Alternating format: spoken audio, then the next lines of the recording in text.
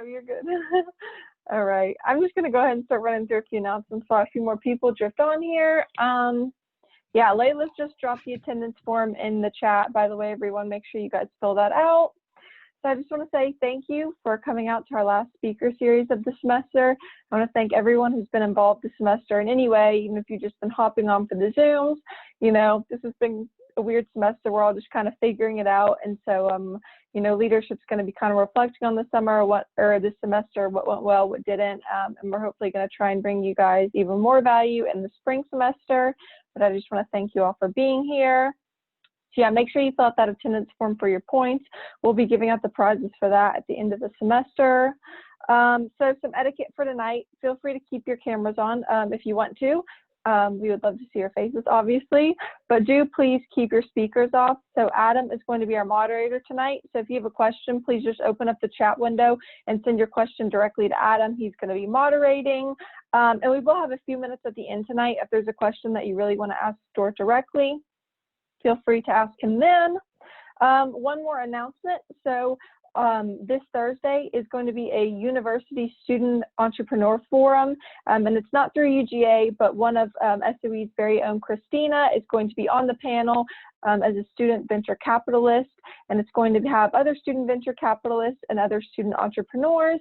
Like I said, that's this Thursday from 6 to 8, and I can also drop the link to that in the comments in a little. But if that's something you guys are interested in, I'm sure that's going to be a great event to kind of hear from a student perspective. And now for tonight's speaker, Stuart Brister. So he is a UGA alumni with over 35 years of experience in the finance industry, and he is currently Executive VP and Head of Wells Fargo Global Receivables and Trade. Hope I got that right.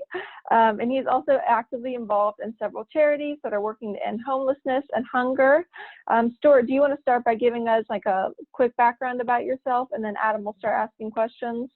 Absolutely. Let's do it. Well, hello all. And you're right. This has been kind of a crazy year, and I'm doing this from my house in Buckhead.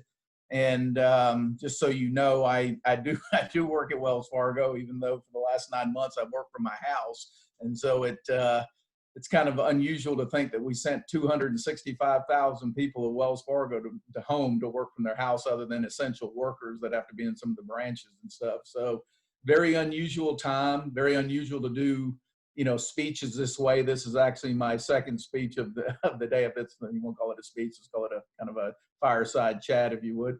But I was not unlike most all of you sitting there 35 years ago. And one of the bad parts of doing these Zoom calls is you realize how bald you are, how fat you are, and how Southern my speaking is. But I've had a great time since I left UGA. I still come back. You have to remember, both my parents taught at the university. So my dad's taught in the School of Forest Resources, and my mom, I think she taught in the computer lab. What is that called? It's what they call family resources. What is that now? Like family and consumer sciences. Exactly. So my mom worked there, and so I'm from Athens. So I was actually born in Nairobi, Kenya, in Africa. I've lived in many places around the world, but you wouldn't know that with my voice or my accent. My parents are both English, and so my dad would refer to me as a Georgia redneck who doesn't speak the Queen's English very well. So because I went to middle school and high school there in Athens, and then ultimately my first year I actually went to Auburn University my first year just to get away from Athens. I didn't want to go straight to school where my parents were, and then ultimately moved into the business school there. And of course my dad was like, well, I'm not going to pay out of state tuition for you to go there and go to a worse business school. And so ultimately I came back from my sophomore to senior year. Had a great time. I still get back to a lot of the football games. I still own probably 20 rental properties in Athens, which is a good excuse for me just to come back. I hope none of you are not paying your rent and you were in one of my places. I'll have to come seek you out. But No, but it was, but like I said, I was not dissimilar from you guys. I got into, I always loved finance. I like everything about it. Um, in fact, somebody asked a question, how did you kind of start with that and where your, entrepreneurship building is right there next to, I guess, just down from the Holiday Inn there, actually used to be the Merrill Lynch building. And my parents had bought for me for my birthday, I think 100 shares of a stock that I actually would go in there and watch the ticker. And this is when I was like in high school. So it started me kind of in a process of just loving finance, and I love everything about it. And so that kind of got me going. But when I got to be a senior, I was kind of sitting there kind of thinking, I don't think anybody knows exactly what they want to do. I think of myself as fairly entrepreneurial. At the same time, I love finance. And so I actually went to work straight out of school with what was CNS Bank at the time, got into their credit management program. It ultimately became Nations Bank and then Bank of America. And that's how I got there. But I did that. And then I ultimately just kind of started the journey, if you would. I started off working in the asset-based lending business there. For those of you who don't know, that's kind of a middle market lending to companies based, on their receivables or inventory, that kind of thing. It's more on a secured basis than doing unsecured lending, if you would. And that was great. It taught me more about the business, and I kind of worked myself up from sales all the way to regional manager to becoming the president of that company. But I learned a tremendous amount along the way. And then ultimately, I guess I'd probably, in the early 90s, they asked me to move to New York. And so when they first came to ask me, I told them, oh Lord, I don't really want to move to New York. And a year later, they didn't ask me, they kind of told me I needed to do that. And the neat thing about that actually turned out to be probably the best career move of my life. And when I tell you that is that, the bank had just bought a very large group from Chemical Bank. There was another group they had just bought from Security Pacific. And then we had a group up there from CNS Bank. And so I go up there at 28 years old to run the New York office. And the three guys that were all CEOs of those three businesses now reported to they were all in their 60s.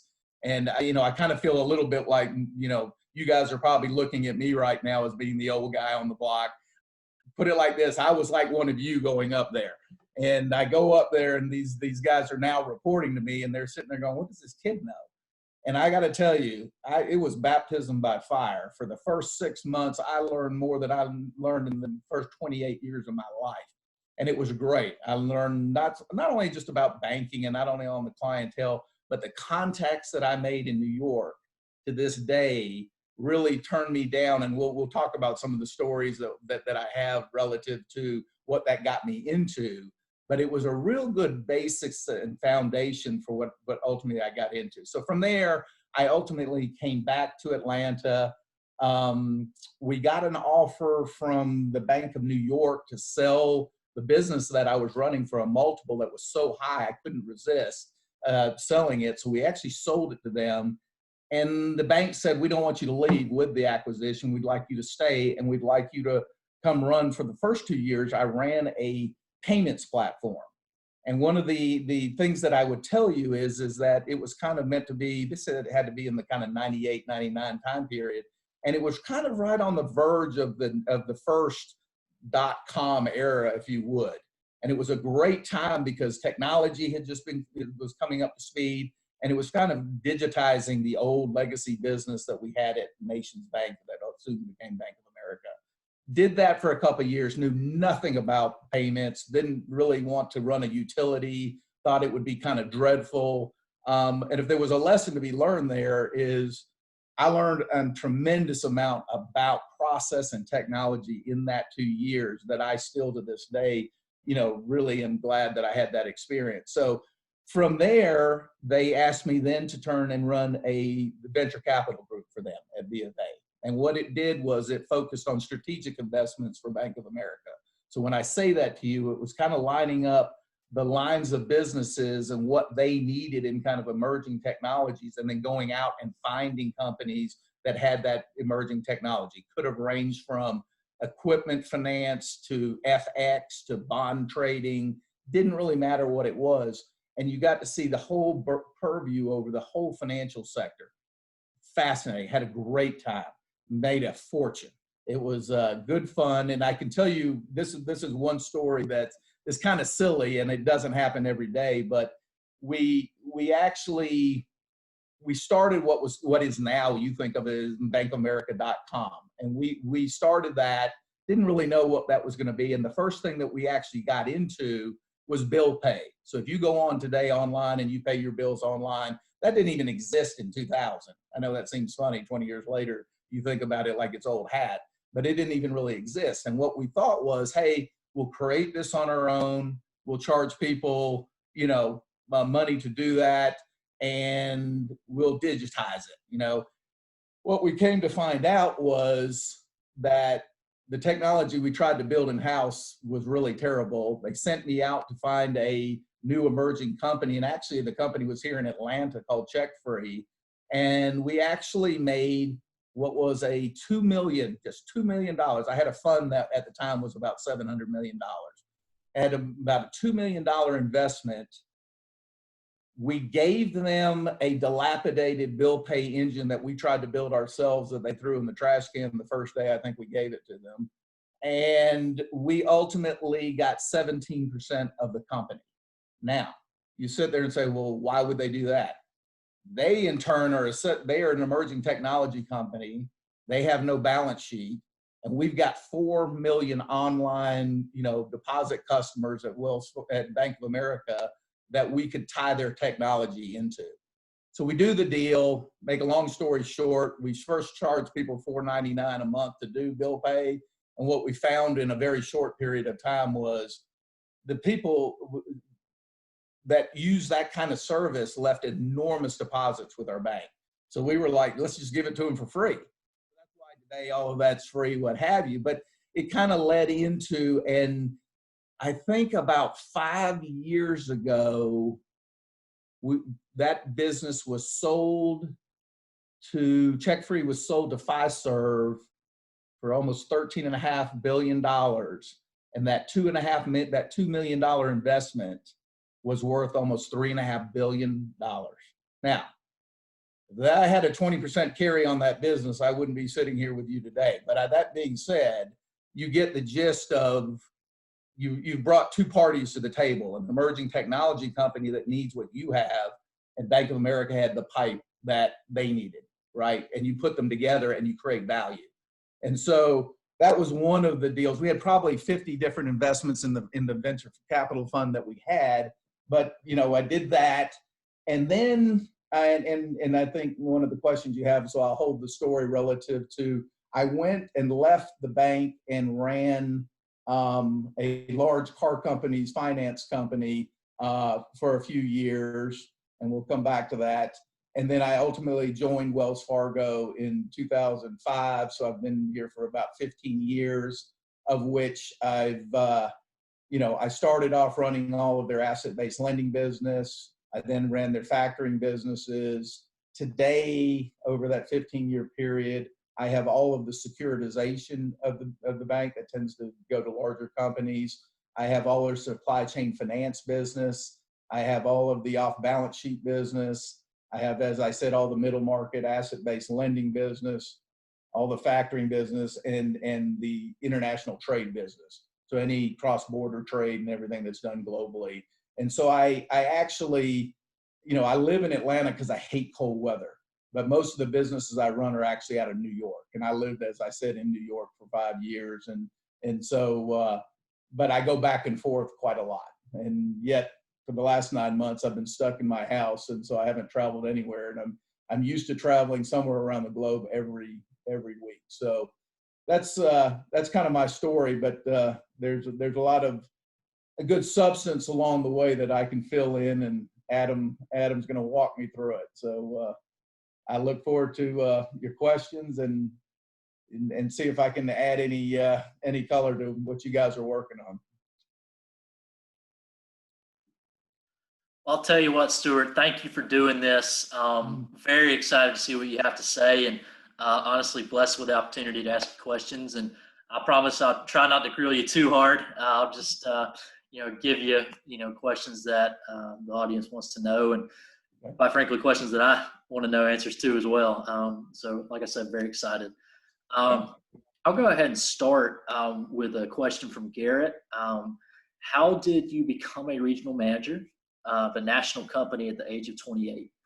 What do you think made you stand out from others that allowed you to get that position? Yeah, I mean, I think I guess what I would tell you is, and it doesn't really matter what discipline you're in, right? It really boils down to just hard work and being confident in yourself, but also being open-minded, right? I think the mistake that most people make is that, you start a journey, and it's a journey. And I can tell you that as you sit there today and sit and think, God, am I going down the right path? Do I want to be an entrepreneur? Do I want to go work for a big company? Do I want to, work for myself? Do I want to do whatever all those are? It's a journey. And I think what you're going to find is there's a lot of ups and downs that go along the way. And for me, a lot of it also is luck. I was at the right place at the right time. And we'll talk about mentorship in a minute. But I think it's one where, you've got to find people that you can trust in the business, you're open and honest, and that you need to be pretty self-aware of yourself, pretty much what you think you're good at doing and what you're not, and then asking other people about what you are good at not doing. And that's very difficult. By the way, I can tell you, I've got the biggest ego in the world. And I can tell you that I hate losing. I love to win, and I want all the chess pieces. When we play, I want them all. And so I am not good at doing other. That being said, I also find that if you ask me, some of the most important characteristics of the people that come to work for me today is have a great attitude, have a great passion, be excited about what you do. And if you're not, do something else. Don't do this. That's the worst thing I think you can find is life is very, very short. And I know it's cliche, and you'll see when you're my age, you'll look back and you'll be telling people the same thing. And I know you sit there and probably looking at me going, who is this guy telling us, these silly cliches? They're true for a reason, right? And the reason they keep being repeated because they're true. So, I don't mean to sound like your father or anything else or your grandfather or whatever, but it's there is a lot of truth to that. So for me, I would tell you that I think I was very open-minded. I think I tried to learn a lot. I want to be a sponge. I like to learn everything of things that I don't know. I try to try a lot of things that I don't know just to find out. And thankfully I had a mentor at the time that, put me up to the task. And I remember him telling me, he said to me, he goes, listen, 99% of most people will swim if you throw them in the pool. Just hope you're not the 1%, right? And there was a lot of truth to that. And I went to New York, and for some of the first meetings I went into, I'm like, what in the world am I doing here? Am I way over my skis? Have I been thrown into something? And what's the silly saying? You kind of, fake it till you make it kind of mentality. There was a little bit of that. I'm not going to lie. There was a little bit of where you're just sitting there kind of going, I've got to really, pump this up a little bit. But over time, when they see that you're real and they see that your intents are good and that you're open to learning, I think good things can happen. Great. Very excited to hear more about that. And one thing we talked about a while ago is people, product, and process. And that same process, those same behaviors can be applied to, any other business and any other career path you want to go down. So that is great. So what inspired you to major in and pursue a career in finance initially, like way back? Tell me a little bit more about when you were in that room with the ticker and, what specifically just like inspired you to do it? You're pressing me. I can't remember what I had for lunch yesterday, and you're asking what I did 35 years ago. I would tell you that, you know what? I think I like the way I like to understand how things work. And so finance to me is pretty, and I won't tell you that I was absolutely enamored with taking accounting or statistics or whatever, but I think, and I will tell you that make sure you got a good foundation in all of that. And because, when I got out and I got into the real world, it was a must. And so as much as I didn't particularly care for it at the time, I was glad I did it, and so, would I prefer some of the corporate finance classes? Yes. Did I like some of the real estate finance classes? Yes. Venture capital, I love, so I think for me, I guess I'm a capitalist at heart. And so therefore I love free markets. I love how they work. I like everything about it. And I think in most cases, if you kind of take the shackles and the regulations and everything off of people and let it run, I think you'll find that it's pretty exciting. So I love business, and I love the people in the business. And what you'll find in my story is people ask me all the time, well, Stuart, why did you leave the private equity and venture capital? If it was only about making money, I wouldn't have. What I really like the most is working with people. And I actually went back to really work in the middle market and the small business, because you're working with all the entrepreneurs. You're working with people that start the stages of kind of going from what does it take to start a company, then move to the next level and the next level after that. And they are stages. And what's needed in one is very different than what's needed in the next couple of stages. So I love the hand holding. I love if I could be, from an advisory standpoint, and, hopefully in your career, you get to the point where money's not what drives you. You've made enough money and, but I'm not one of those kind of people that can sit at home and do nothing. I mean, I love to play golf and I like to, go to the lake and things like that, but I'm not a sit around type of person. Very good. I find that very interesting. I got another question from Soraya. Can you reiterate what solutions came about the failure of the online bill pay system? Actually, it wasn't what happened was the bank got an idea, or I should say we kind of generated an idea early on, which was to sit there and say, could we build out a utility, and could we build out a platform where we brought in other partners, almost like a consortium, a little bit like the Visa story, Visa and MasterCard are, where all the banks are member banks of it and they process through it and that type of thing. It's a little bit the same way, where we thought we could build an online platform for all the new online business. It would be like, at the time it was, like American Online and things like that had Netscape and things like that had just come to bear. And if they were going to conduct trade and business online, how are they going to pay for it? And could you provide people with payment options other than just saying, I'm going to pay with a credit card or I'm going to pay with cash? Could you provide lines of credit? Could you provide, letters of credit? Could you provide purchase order financing? Could you provide, mezzanine financing, whatever? And so I think what happened personally was we were probably about 5 years before our time. We had Citicorp was a member, ABN AMRO was a member with us. We had probably, I want to say we had about 8 banks that were big banks that were members with us. And what we ended up doing was we actually just kind of put it on the shelf and said, let's pull it back out because we're a little bit early to the game.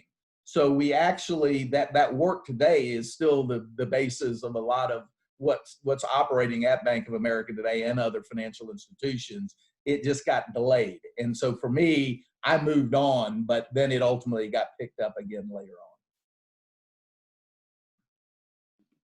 Great. I got something to piggyback off of that. Check Free. I think I actually know the person that founded Check Free. I'm not sure. Last name's Kite. Yeah, Pete Kite.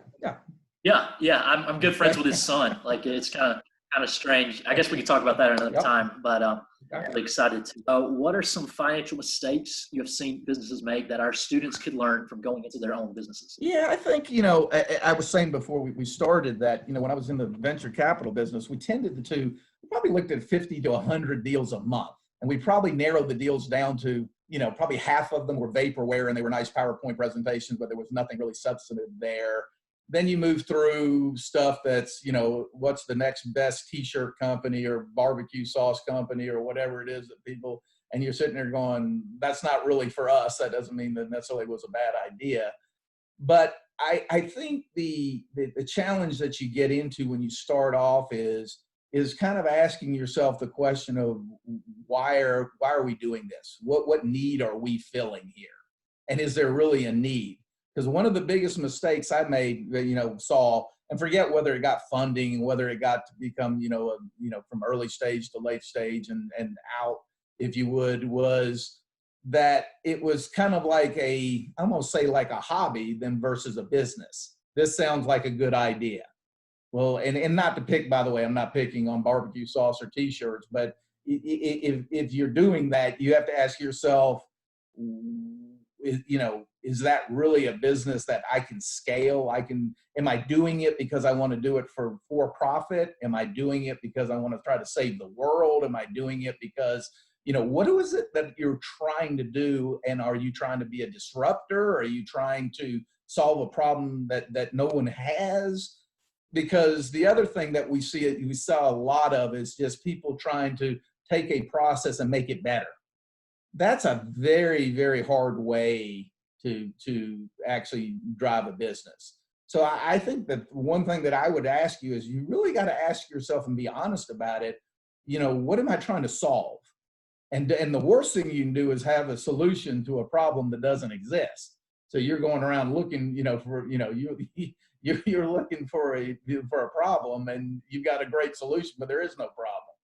And so I would make sure you can answer that and be really honest with yourself, and then maybe have a little bit of a panel or some friends that push back and really push you on that. Because the other thing that we saw that was pretty evident was anybody can come up with a PowerPoint and everybody can do a little bit of coding if it was technology related or start a process. But how much money is it really going to take? How much friends and family can you tap? How much are you really going to be willing to put risk? And then really sensitizing that down to say, okay, what if? So if you ran sensitivity analysis or a Monte Carlo analysis or whatever you're going to run, where you start to sit there and say, well, what if it's only 20% of that? What if it's only 40% of that? What if, I've never seen a projection that didn't show that I made a fortune and that it hockey sticks straight up, right? But that's really not the reality of what happens. And there's so many influences and confluences that hit you in a business that make it very, very difficult. And it could range from tax all the way through finance, all the way through logistics, through whatever it is that you're doing that you haven't even thought about. So when all of that starts to hit, what are you going to do at that point? So the number of deals that either never got to financing or did get to financing but ran out of money very quickly, there's a big graveyard of that, right? And I think the thing that's bad about that, one of the things that I always thought, and I can assure you I'm not the brightest lamp in the shop, is that the amount of IP that's out there and the number of people that are bright is mind-boggling. There is so many very, very clever ideas, clever things that you will never see because they got washed out in whatever cycle that it was. So, but that being said, I don't want to sit here and be Mr. Naysayer or whatever. If you believe in what you're doing, stick to your guns. If you sit there and get pressed on issues by people that are really good advisors and counsel to you, have answers for them. And if you can answer them, keep going. Do not just give in. So you've got to have a little bit of you got to have thick skin, number one, and number two, you got to have perseverance that you can play it out.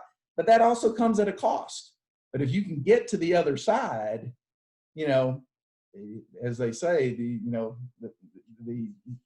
the spoils go to the victor here. I think you'll find that it can be worthwhile. And I got great stories of really good wins, and I've got great stuff personally of things that I started that turned out great, and I got things that didn't work out at all that I lost a bloody fortune in. So I can, and I'm happy to share those as well.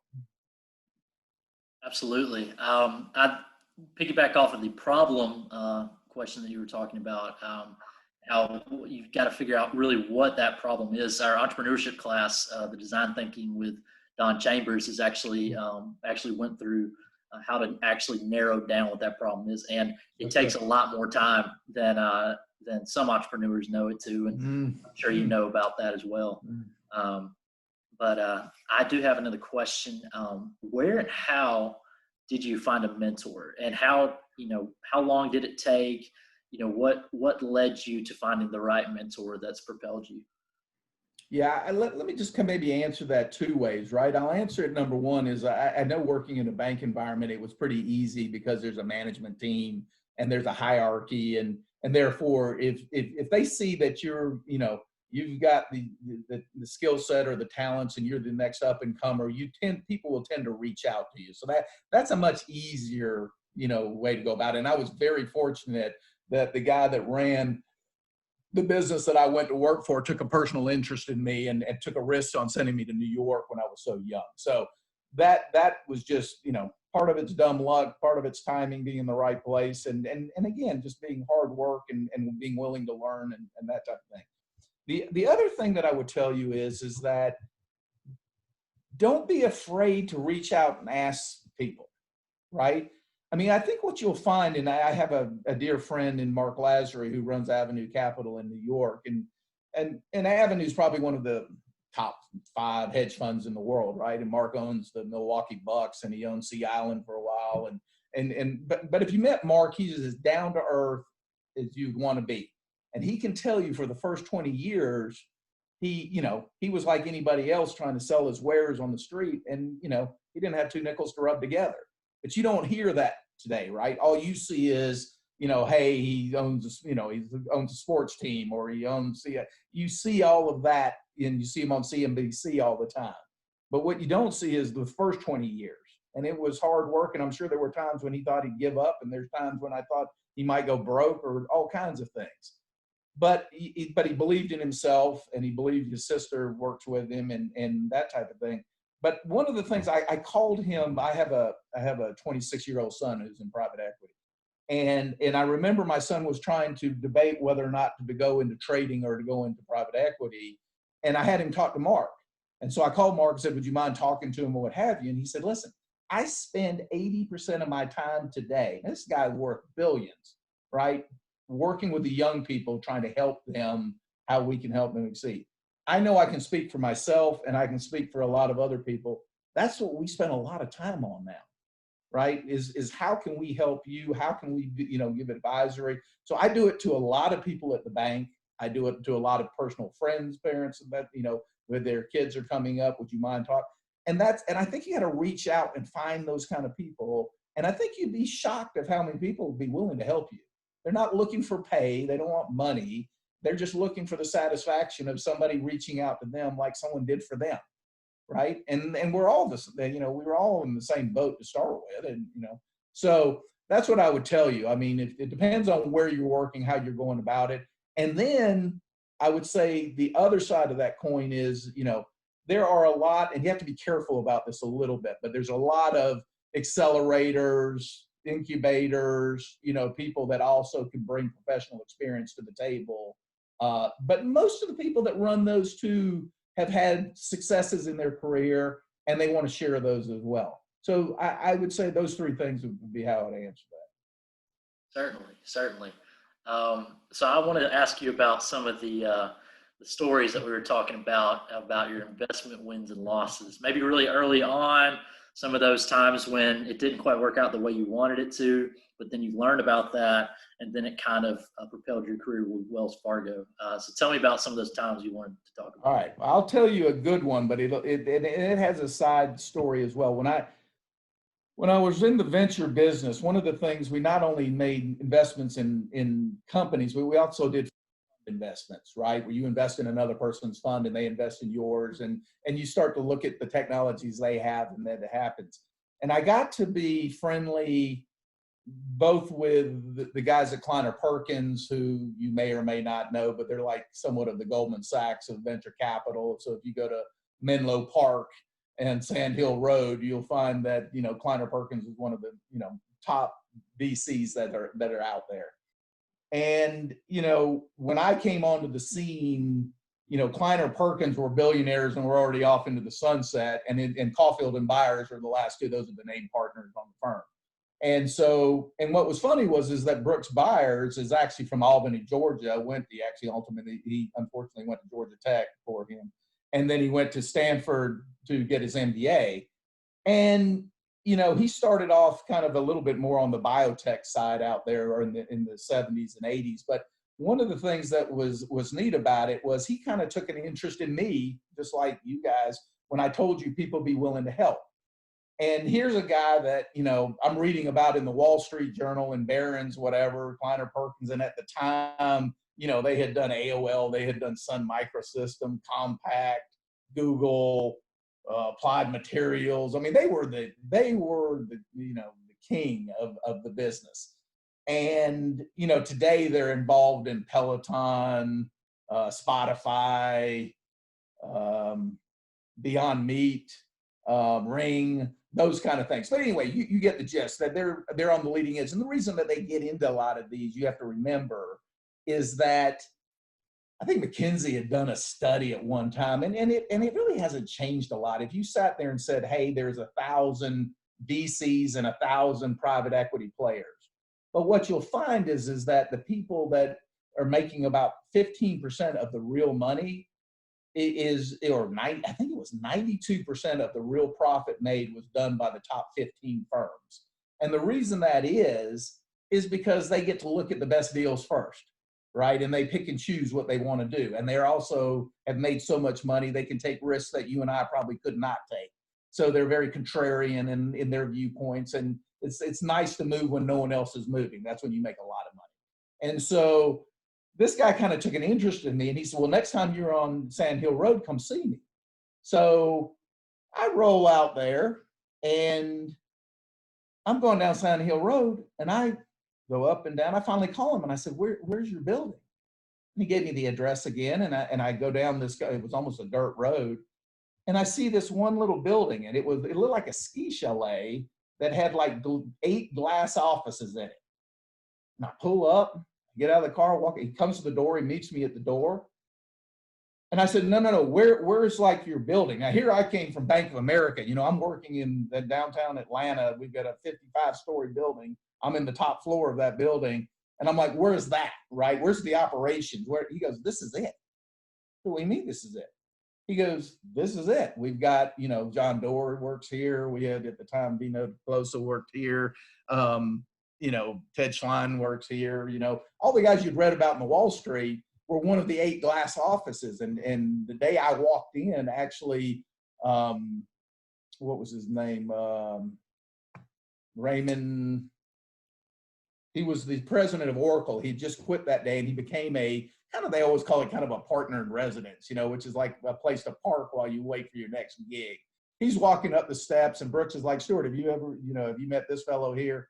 I'm like, yeah, I just hang out and meet, you know, the president of Oracle every day and this type of thing. And so it was a world that I kind of didn't know, you know, a whole lot about. This guy kind of took me in a little bit. And he said, Stuart, remember this. In the VC business, the most important thing is you're betting on people, all right? Find people that have track records and bet on them. And what you'll find is that even if the idea that generated isn't what ultimately happens, smart people will figure out a way that have done it before to make it happen. And that was so true. So one of the first investments I did, and now here I've got a job. I'm working at Bank of America running a VC fund, and Mark Lazary from Avenue has a dinner with myself. You may or may not know David Bonderman, who runs TPG. It's a big private equity firm. Brooks Byers, myself, and he said, Stuart, this is what we want to do. We want to create a secondary market in trading receivables. We don't understand why receivables don't trade. Credit cards trade, mortgages trade, whatever. You are an expert in receivables, and we want to take that kind of into the next world. What do you think? And I told him my idea at dinner one night.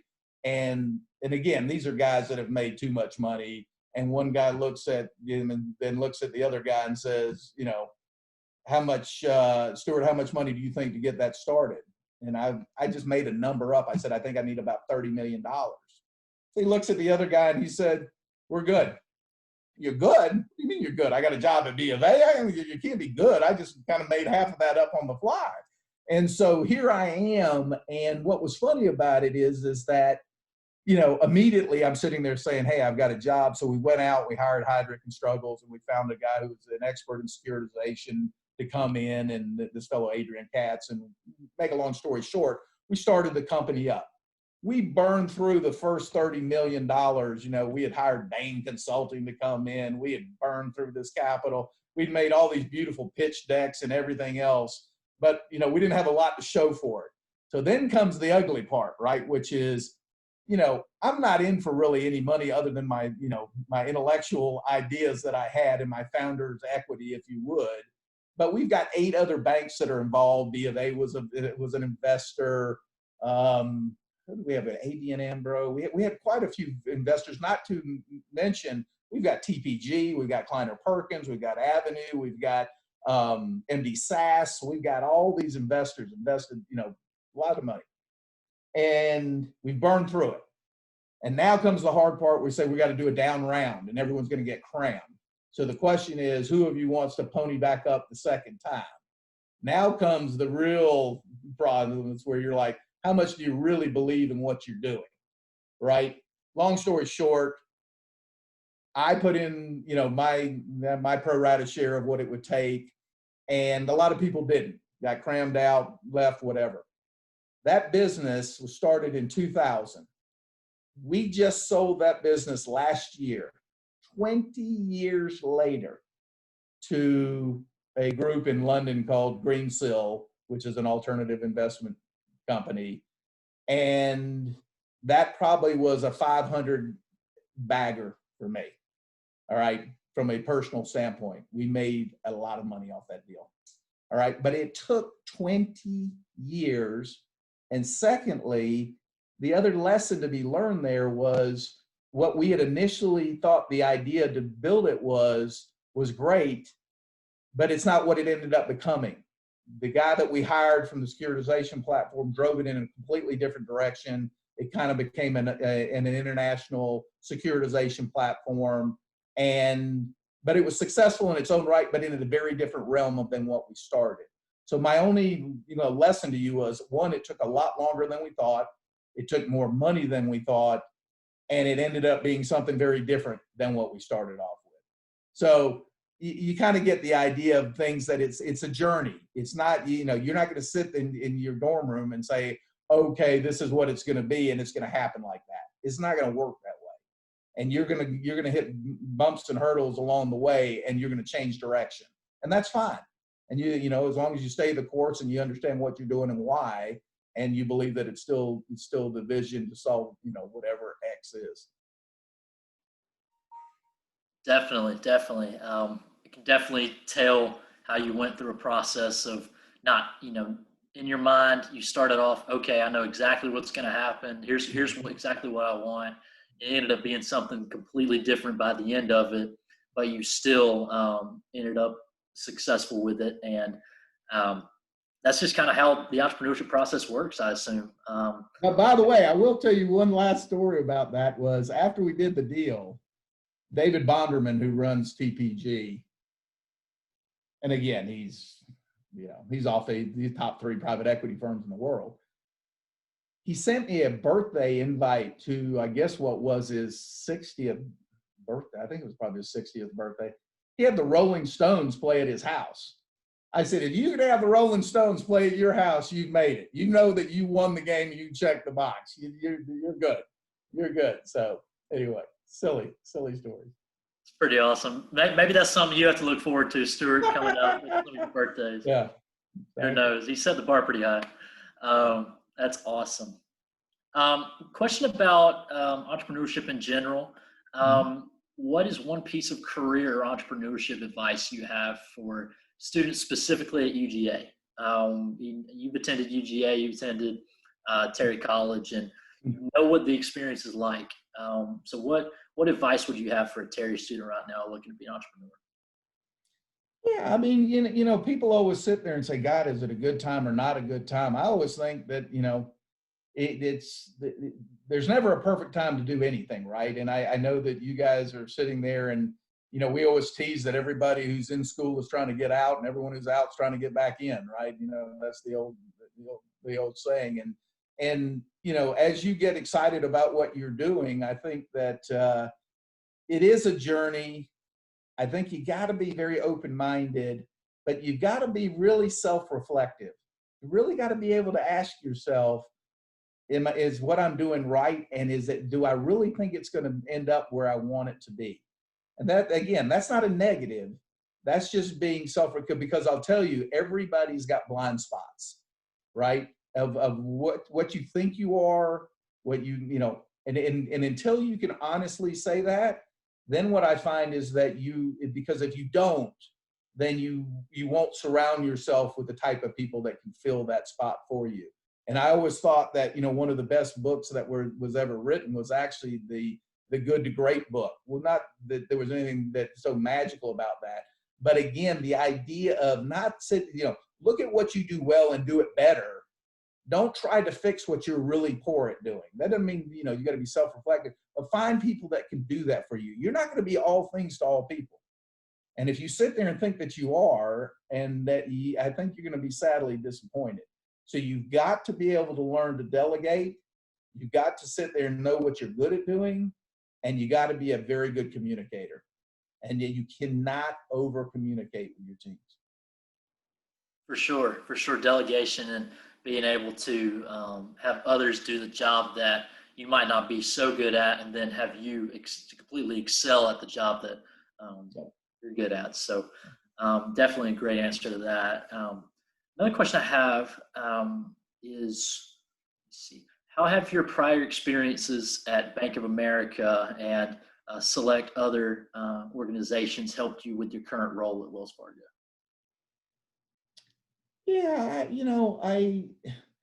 I think what you want to do is you want to find, I've been fortunate to be able to build teams of people that are people that I like to be with, right? And so if once you get to a certain point and you have a certain track record, then other institutions appreciate what that is that you bring to the table, and then you can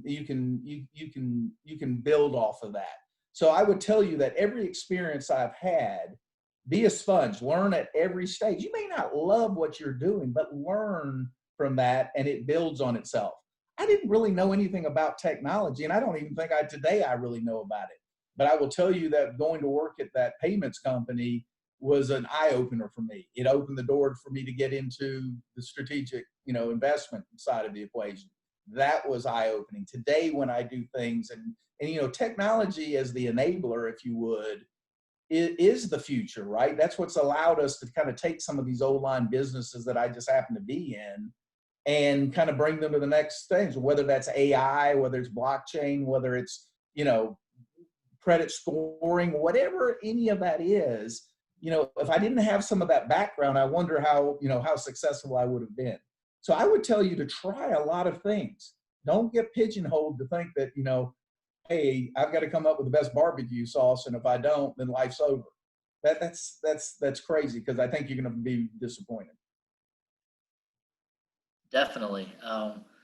Kind of going off of that, I think there's a difference between being about something and being committed to something. Yeah. Like you can have your hand in a lot of different pots and be you can try everything, but if you don't put 110% into each one of those, you're not going to get the return out of it. So definitely think that's great. Got one last question, I think, before we're going to open it up. Okay. Let's see, I just lost it. Okay. Was there a moment you can pinpoint where you were faced with a decision that would make or break your career? And how did you navigate that and potentially overcome it? Yeah, listen, everybody in 35 years, everybody's in my situation, you got trials and tribulations. Like I think I told you, I actually went to work, as I said, for a large automobile company, and it was probably the worst decision I ever made, because I made it for money. All right, it was a large 7-figure salary. It was a 5-year contract. It was a large C-level job, and I thought it was all the things I wanted it to be. And what I found was that if you don't like it, It doesn't matter how much they pay you. And after about the third year, I tried to just say, guys, let's just go in different directions. Let's shake hands. And I thought that we had accomplished that. And they came back and said, that's fine, but you have a 5-year contract. You have to sit on the sideline. And I'm like, wow, is this going to get contentious?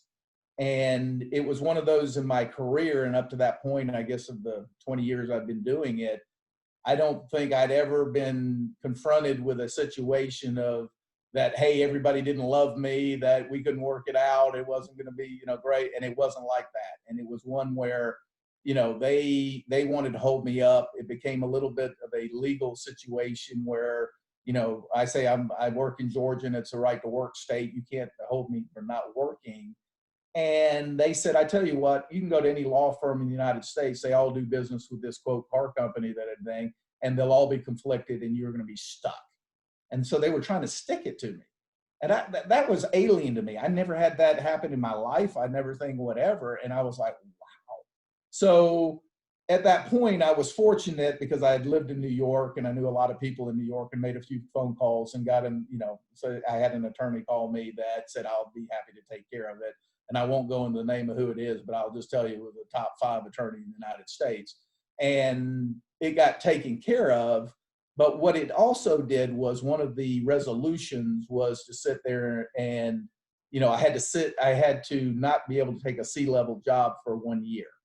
And so I was fortunate that I knew some people at Wells Fargo who reached out and said, hey, come start an office for us in the Southeast and we'll start there. And after a year, we'll make you the CEO or what have you. And that was an eye opener for me because it was a setback. I think I could have taken that very poorly. There were moments that I did take it poorly. I'm not gonna lie, but I think it was one which was kind of, I had to regroup a little bit and I had to sit there and say what's important to me. And I had to really kind of unwind what had happened and why. And so, those type of things are going to happen. And I think it's how you deal with that adversity when it does and how you bounce back. So that was kind of an eye-opening moment for me. And I think to answer your question, what was the pivot was to sit there and say, okay, I'm going to swallow my pride. I'm going to kind of restart it. And even if I have to start, at a rung down and start again, then I'll do that. And I did. And ultimately, to make a long story short, I turned around 2 years later and bought the entire company from them at a very favorable price, and it was very accretive. And the new bank I work for was very appreciative of that. But my point is that not that I'm in for revenge or anything like that, but I'm not going to tell you it wasn't a little bit sweet. So, yeah. Definitely. Definitely think that a lot of the students here know about that. When you come to UGA, along the process of coming here, you've had to overcome obstacles, and there's been times when you have to say, okay, this just happened, what are you going to do about it? And definitely that's something along the entrepreneurial journey as well. Now I think we are going to open it up. Isn't that right, Natalie? Yes, yeah. So thank you, Stuart. Just want to thank you for taking time out of your schedule and speaking with us tonight. And thanks to everyone who hopped on. I know we're kind of in like the final stretch until Thanksgiving. So thanks for kind of taking time out of your schedule to hop on tonight. So what we're going to do now is if you have a question that you're just dying to ask Stuart one-on-one, now is the time for that. So feel free to unmute yourself if there's just something you're dying to ask that maybe didn't get answered tonight.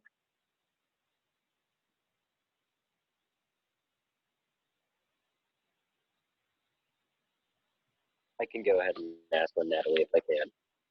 Yeah. Hi, Mr. Stewart. Thank you so much for speaking with us. This was actually really cool because I'm interested in banking.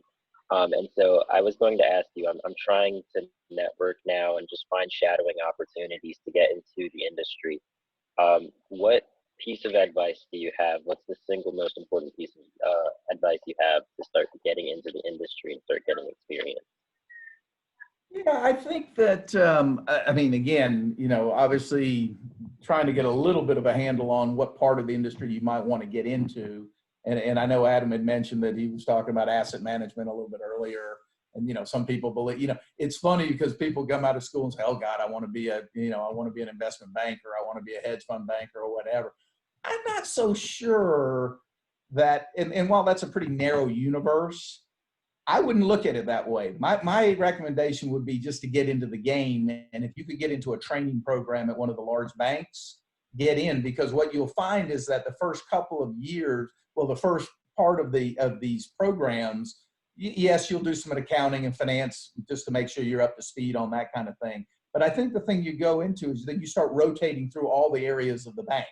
So you may go into the corporate bank or in the commercial bank, or you might go into the specialty finance businesses. You know, it could be any, whatever it is, international, whatever. And I think then, only then will you start to see, hey, I really like that. Don't preconceive of what you think you should like just because you hear everybody talking about that. I think that's a silly thing to do. And I think once you're in it, and you'll find things that you'll go, I really hate that. I don't want to do that, but I'd really like to pivot over here to do that. And then kind of let your feelings be known that that's what you'd like to do. I think that's perfectly fine. I mean, I know for me, from running businesses, I want the people who want to reach out and the people that are, you know, committed.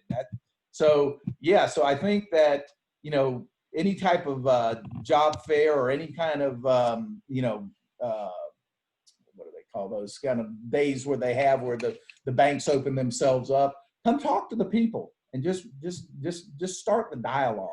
And I think that you can always go online and apply at any time. You can do, a lot of different things, but just get into the game. I think what I find is people want to solve the game before they even get in it. Just start. And I think you'll find your path will lead you down a lot of different roads. Awesome, great question. We have time for one more. If there's anyone that someone's just dying to ask, speak now or forever hold your peace. Can you guys hear me? I want to ask a question. Yeah. Hello, my name is Khalil Edwards. I actually have a small clothing line. So when you were talking about all that stuff about a business being just a hobby instead of an actual business, or like having to start over and stuff like that, I was kind of scared. But I think I'm going to keep my passion going and really try to take it as far as it goes. But sometimes I do like lose my motivation. So I wanted to ask, like, when you lose your motivation, like, how do you like get back on track, or like how do you get yourself back motivated? Because it's like really hard to like when you just lose all hope and everything. So yeah, I think that's right. I mean, and by the way, one of the groups I have is all the apparel business at Wells Fargo. So it's a business that I know quite well. And I would also tell you that I've banked a lot of people, from even Beyonce to Damon Dash to a lot of people that you hear about. I've banked most of all of those people. So, and they all started just like you, and they all were selling stuff out of their trunk or wherever they were stuff. It's not, and I think that, you kind of picked a spot that's, it's a very competitive spot, but if you have something that you think people really want, you should really focus on that. I think the other thing, just and make a relative to your plight, is also don't think that you have to do every aspect of it. You may sit there and say, hey, I can license this out and get someone else to produce it, or I could do it. You don't have to do every aspect of it, because it can be time consuming and very capital the capital expenditures needed to do some of that stuff can be large. But, for me, again, it gets back to people. It always is around the people. Surround yourself with people that will be honest with you, but also that motivates you. And so we have a standard line in our businesses.